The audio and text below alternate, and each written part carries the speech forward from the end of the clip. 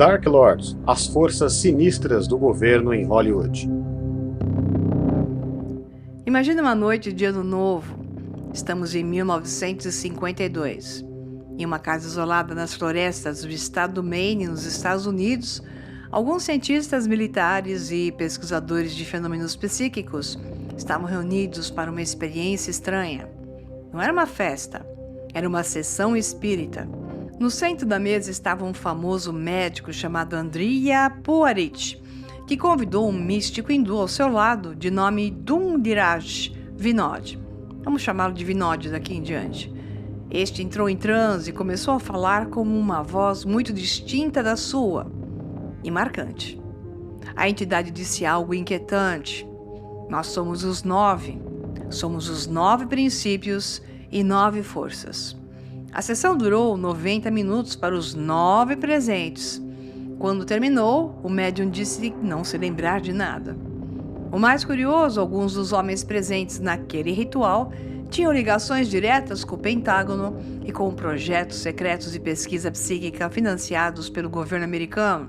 Ligações profundas com sociedades mágicas, secretas e também bilionários financiadores.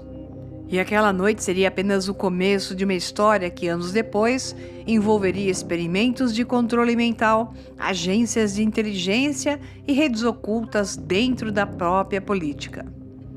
Existe uma dimensão oculta na política moderna que quase nunca é discutida. Uma dimensão onde inteligência, sociedades secretas, manipulação psicológica e até ideias vindas do ocultismo se misturam. Desde o século XIX, diversos grupos de poder perceberam algo fundamental.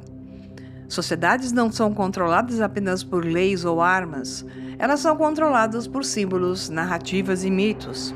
Fenômenos podem ser criados e manifestados, serem utilizados como forças de indução fenomenológica ou unicamente convencimento das massas. A política moderna é geralmente apresentada como algo racional. Governos, eleições, estratégias, diplomacia. Mas e se isso for apenas a superfície? E se por trás dos grandes acontecimentos da história moderna existirem estruturas mais antigas, ligadas a símbolos, mitos e formas de manipulação psicológica, gerando até fenômenos paranormais? Aqui iremos conectar sociedades secretas, operações psicológicas e engenharia narrativa, separando do que seria um fenômeno real. O pesquisador Peter Levenda chamou isso de forças sinistras que operam nas sombras da história. Forças sinistras não no sentido de demônios literais, mas no sentido de uma tradição subterrânea que mistura poder, ocultismo e engenharia social e sim, fenômenos surgem. Levenda argumenta que certos eventos da política americana não podem ser compreendidos apenas como política. Ele mesmo conecta o caso Kennedy com outro episódio extremamente estranho da história americana, o fenômeno Charles Manson, facilitando a visão clara da construção de uma contracultura, manipulação psicológica, agência via culto, assassinatos ritualizados, até em Hollywood. Esses temas fazem parte de algo maior, uma espécie de grimoire da política moderna, um livro mestre de encantos verbais para modalidades de magia. O sistema que comanda o pensamento e atitudes da humanidade desenvolveu um manual invisível de manipulação, onde símbolos, mitos e narrativas são usados para dirigir sociedades inteiras, e isso está mais do que nunca em ação. Quando um vice-presidente americano sugere que extraterrestres podem ser demônios, não estamos falando de teologia. Estamos falando da narrativa de J.D. Vance, que é o vice-presidente americano, afirmando isso com insistência em uma entrevista pública no canal do entrevistador Benny Johnson em 27 de março desse ano corrente, ou seja, da data desse vídeo de hoje, ontem. I don't think they're aliens. I think they're demons anyway, but that's a longer discussion. Well, I can't let you. Sim, narrativas são instrumentos de poder e, nesse caso, carregam um precedente histórico oriundo de um grupo de grande poder, o The Nine. Seriam esses eventos apenas coincidências históricas ou estamos diante de algo mais complexo? um sistema de manipulação simbólica operando dentro da política americana. Vamos a mais um exemplo, 22 de novembro de 1963. O presidente John Kennedy atravessa uma praça em Dallas chamada Dealey Plaza. Vista de cima, a praça forma algo curioso. 3 ruas convergem, formando um tridente, um símbolo associado a antigos deuses do mar. A latitude é praticamente 33 graus norte. Dentro desse número faz sentido outro detalhe estranho. A praça era dedicada ao primeiro grão-mestre maçônico do Texas.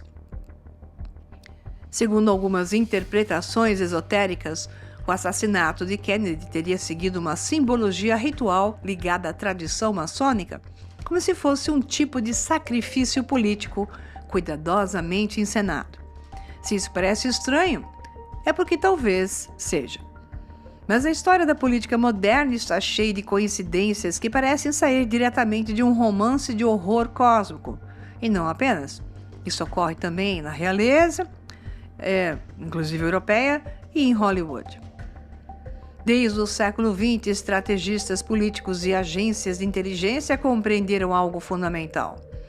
Sociedades não são controladas apenas por leis ou armas. Elas são controladas por histórias.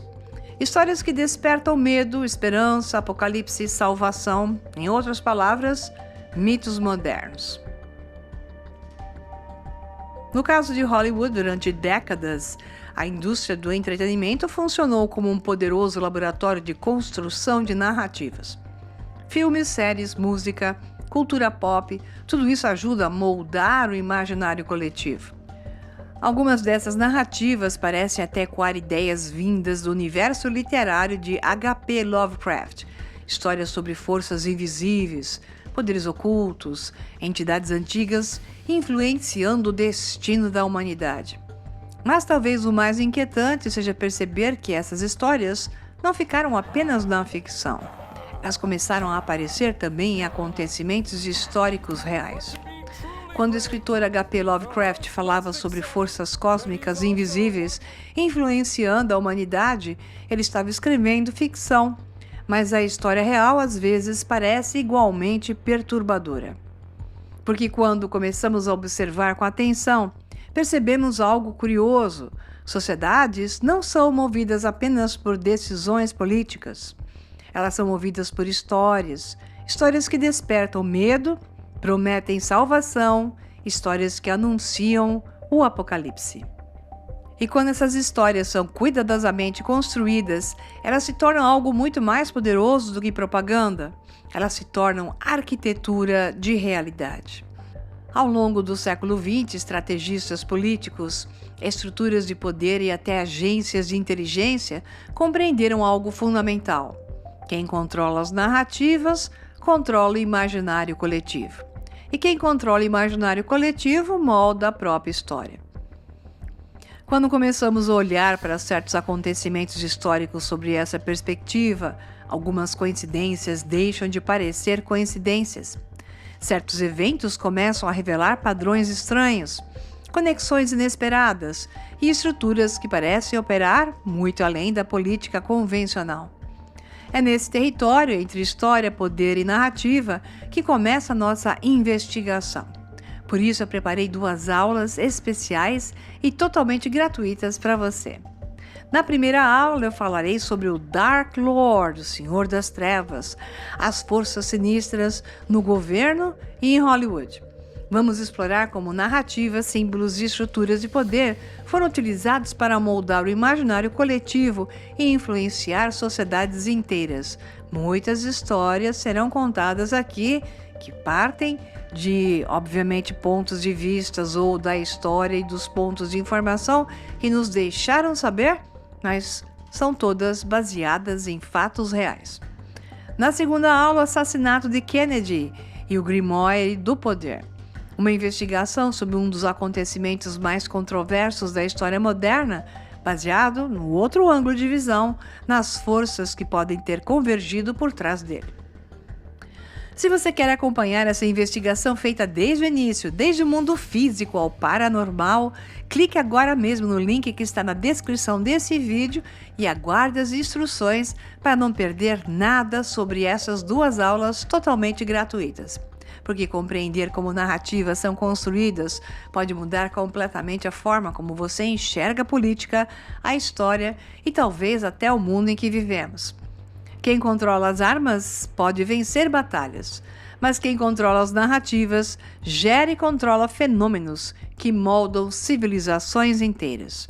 A pergunta que realmente importa é quem escreveu essa versão e por quê. Nos vemos nas aulas.